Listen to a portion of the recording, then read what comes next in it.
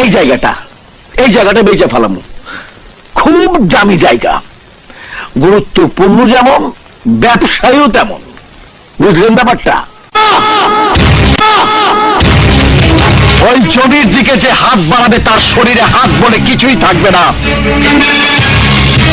যে লোভের চোখে তাকাবে সারা জীবন তার চোখ বলে কিছুই থাকবে না। ওই জমি দখলের কথা যে বলবে তার জিহ্বা টেনে ছিঁড়ে আমি জুতার সোল বানাবো। আরে এইটা ঠিক আছে দোস্ত, ওই জমি আমার, তুই নিজের চোখে আমার দলিল দেখছস। আরে রাখ তোর দলিল। যে জমিতে 20 বছর ধরে অসহায় বৃদ্ধা মহিলাদের জন্য বৃদ্ধা নিবাস চলছে, 15 বছর আগে তোর নামে সেই জমির দলিল হয় কিভাবে? সিডর, তুই কি তোর এই দোস্তরে বিশ্বাস করস না? হ্যাঁ, বুঝছি। তরে তোর জমানা না করলে তোর মাথায় ঢুকবো না।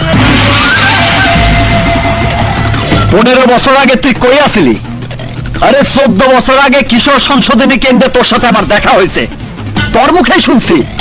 তারও 5 বছর আগে থেকে তুই এখানে বদলি ছিলি।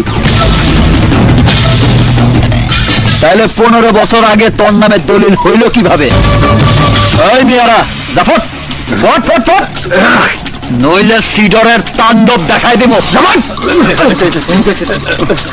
তাণ্ডবই বলা করলি না সিডর, তুই তো জানস নাম আমার সাদা কিন্তু ক্যারেক্টার লাল।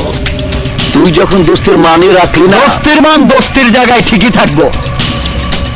আরে দোস্তি জিন্দা থাকে কলিজার ভেতর, আর মিথ্যার উপর বাইতা থাকে দুশ্মনী। সত্য মিথ্যা বুঝিলাম। ওই জমি আমার চাই, আমি যা চাই তা হাসিল কইরাই ছাড়ি। ওই জমি আমি যখন কইরাই ছাড়ু। চল।